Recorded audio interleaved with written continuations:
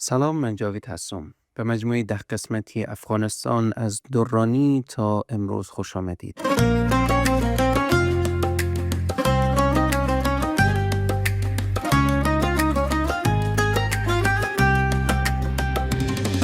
در این 10 قسمت بر اساس اسناد آرشیوی و منابع معتبر مرور خواهیم داشت بر تاریخ افغانستان از تأسیس امپراتوری درانی تا به امروز.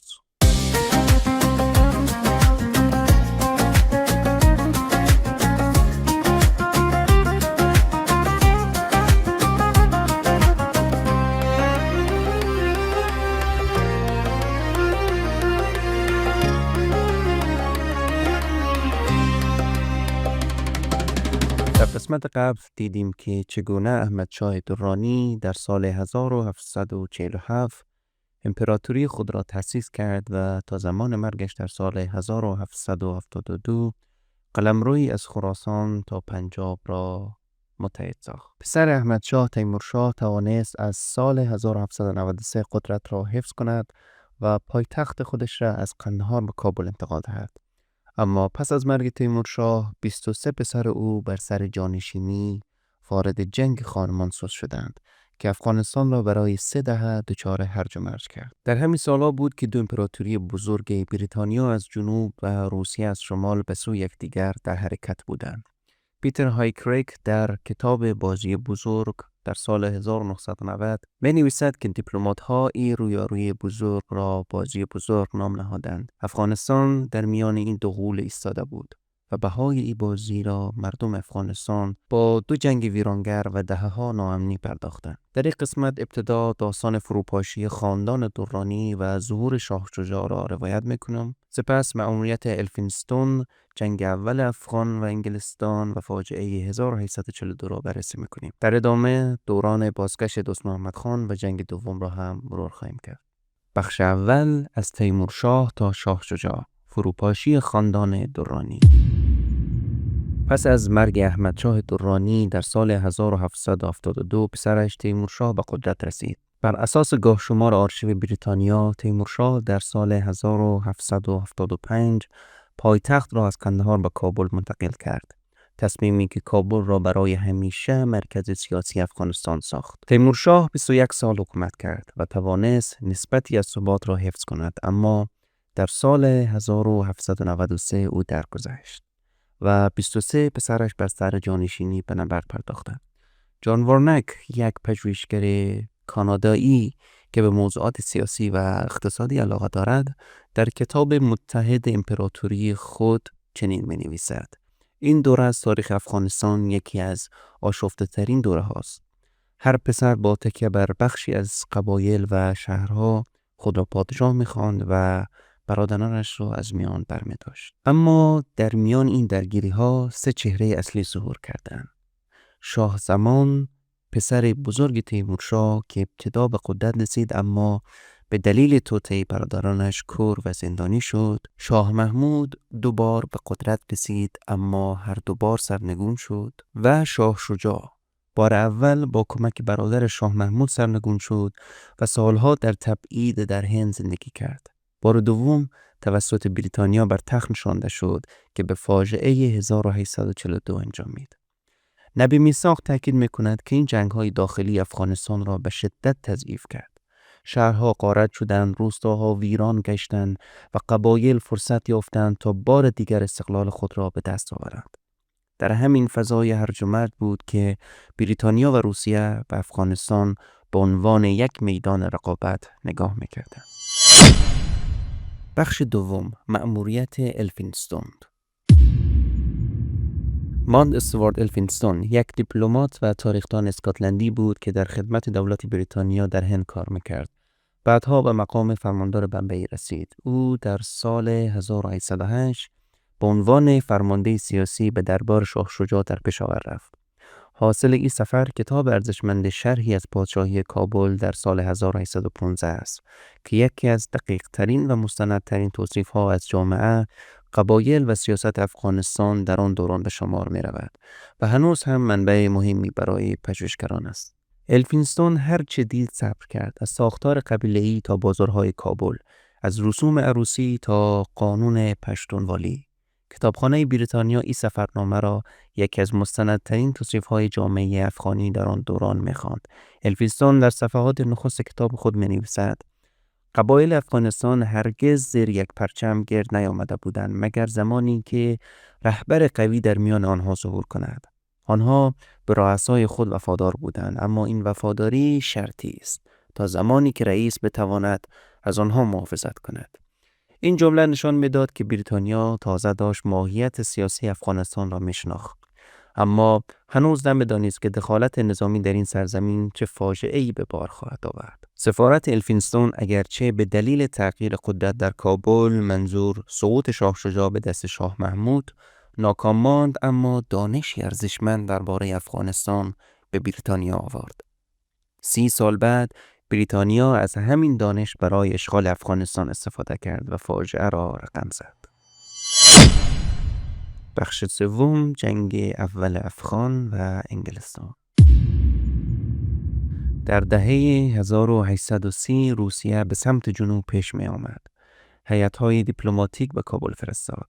امیر وقت دوست محمد خان از خاندان بارکزای که در 1826 قدرت را به دست گرفته بود، سعی کرد به طرفی خود را حفظ کند، اما بریتانیا که از نفوذ روسیه در کابل وحشت داشت، تصمیم گرفت با زور وارد عمل شود. در سال 1838 بر اساس گزارش‌های آرشیو سیاسی هند، لورد اوکلند فرماندار کل هند فرمان تهاجم را صادر کرد.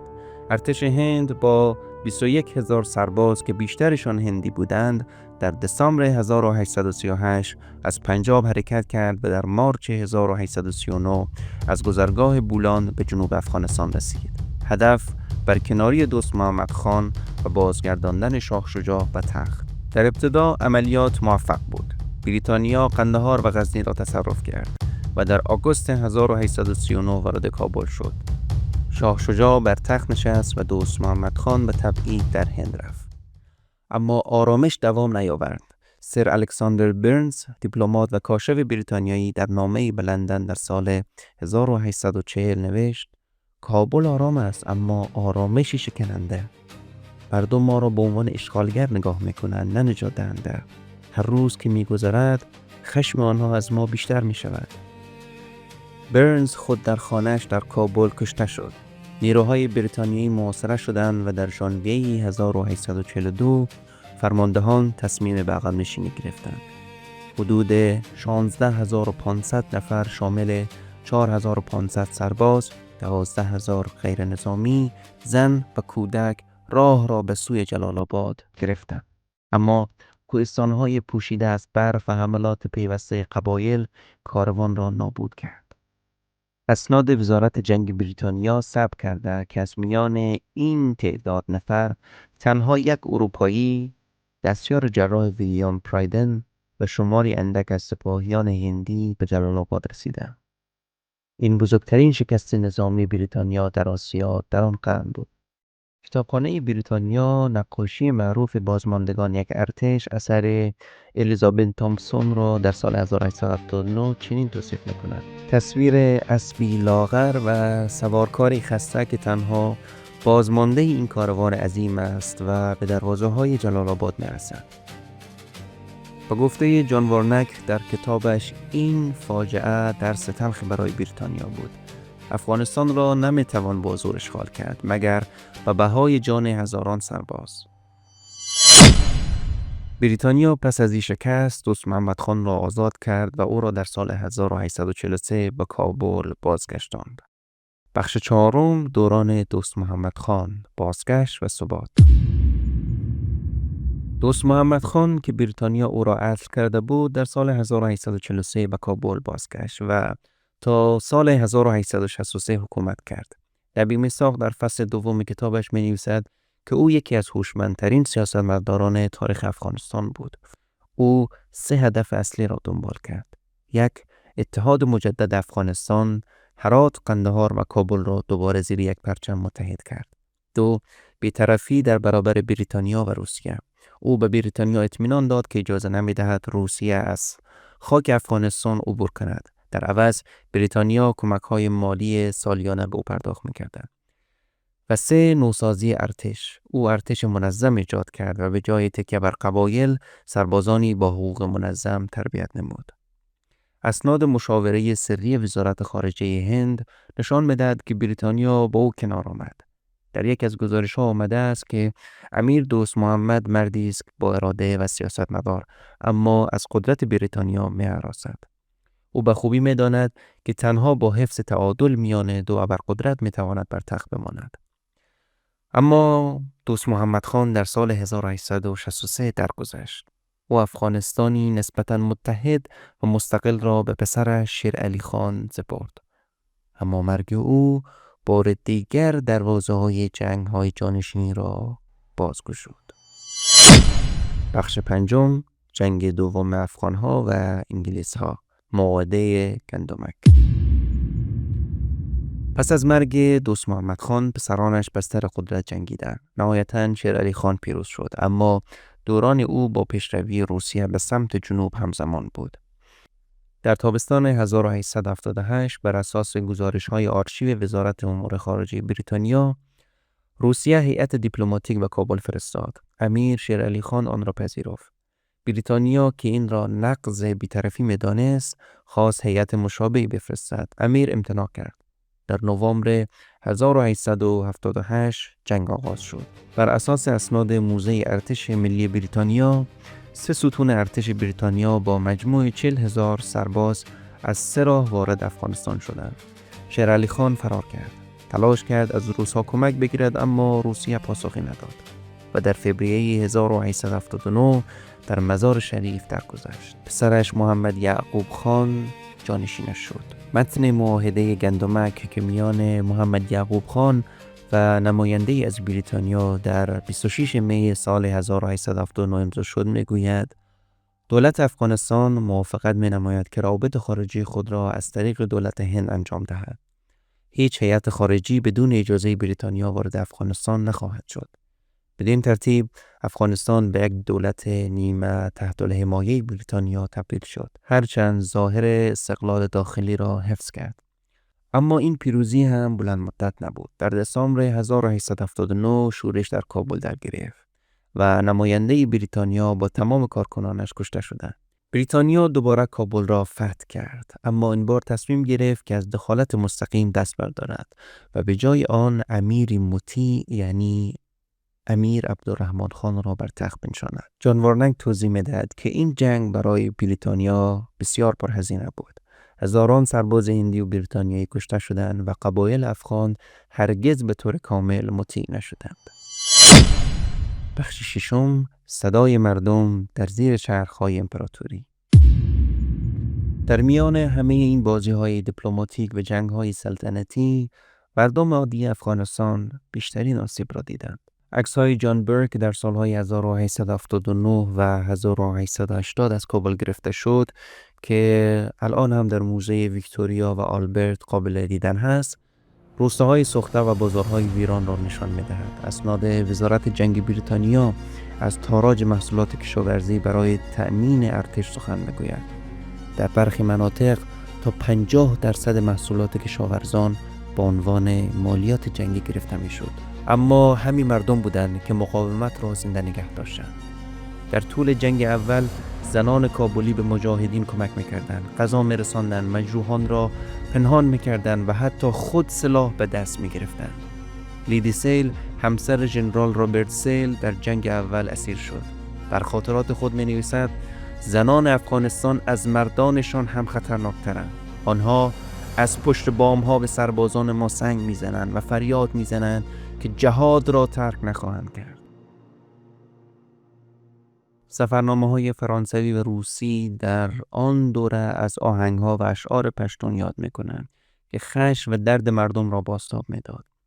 یکی از این اشعار که در خاطرات امیر عبدالرحمن نیز نقل شده می‌گوید: شیر کوهستان هرگز به بند نمی‌رود، هرچند که بندها آهنین باشد.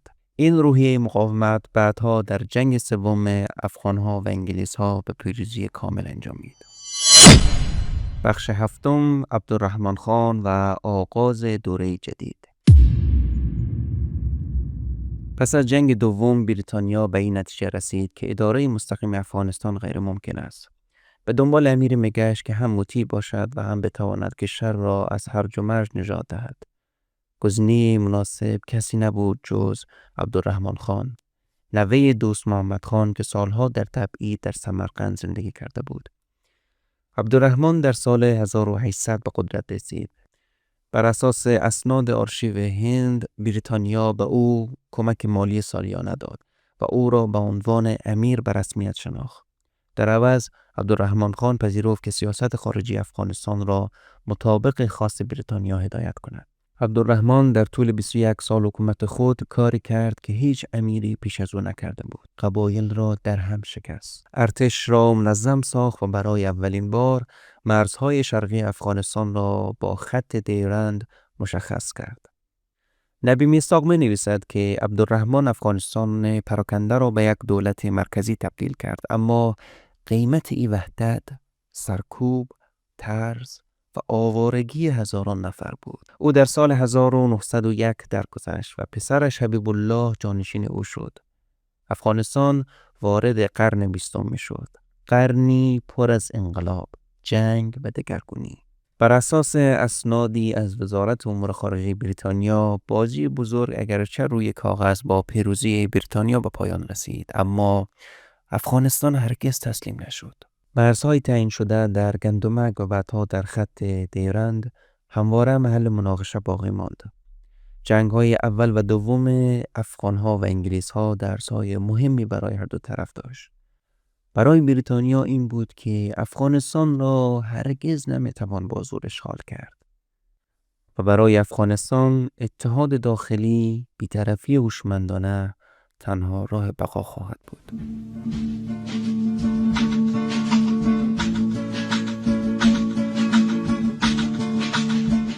خب در قسمت بعد خواهیم دید که چگونه امیر آهنین عبدالرحمن خان پس از این جنگ ها افغانستان را بازسازی کرد.